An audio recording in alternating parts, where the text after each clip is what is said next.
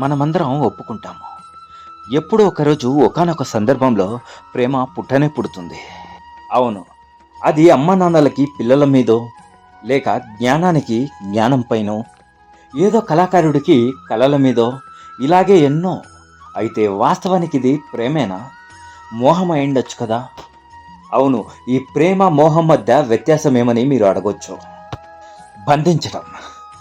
ఏది మిమ్మల్ని బంధిస్తుందో అది మోహం, అది ప్రేమ కాదు. ప్రేమ అంటే మిమ్మల్ని స్వేచ్ఛగా మీరు కోరుకున్న చోటికి పంపేదే. కొంతమంది తల్లిదండ్రులు తమ పిల్లల్ని వేరే ఊరికి పంపడానికి కుదరదు. తమ పిల్లల్ని స్నేహితులతో ఆడుకోవడానికి పంపడానికి కూడా కుదరదు. తమ పిల్లలకి ఏ సమస్య వస్తుందో అని ఆలోచిస్తారు.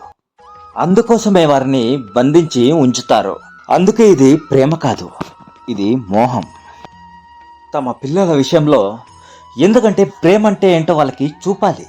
అమ్మా నాన్న నుండి దూరంగా బయటికి వెళ్ళి ఈ ప్రపంచం చూడని, జీవితం ఏంటో అర్థం చేసుకొని, ప్రతిదీ చూసి నేర్చుకొని, మనదే అనే స్వతంత్ర ఆలోచనలు ఏర్పరచుకొని. అవును, గుర్తుపెట్టుకోండి, మోహంతో భయం పుడుతుంది, అయితే ప్రేమతో కేవలం ఆనందం పుడుతుంది. ఒకరినొకరు అర్థం చేసుకోవాలి, సర్దుకుపోవాలి. అందుకే బాధించకండి, ఆలోచించండి, ఎందుకంటే ఇదే ప్రేమ.